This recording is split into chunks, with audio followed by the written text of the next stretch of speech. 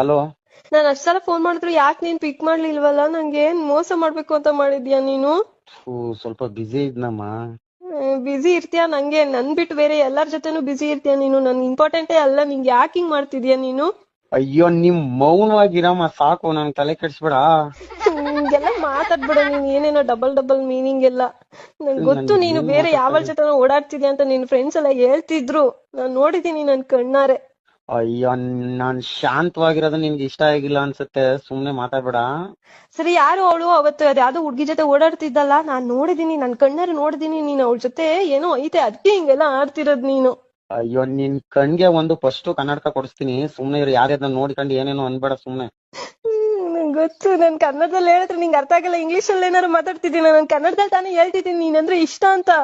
ಅಯ್ಯೋ ನಿನ್ ತಾಯ್ನಾಡು ಕನ್ನಡ ಅಂತ ಗೊತ್ತು, ನೀನ್ ಕನ್ನಡದಲ್ಲಿ ಮಾತಾಡ್ತಿದೆ ಅಂತ ಗೊತ್ತು, ಸುಮ್ನೆ ಇದ್ಬಿಡು.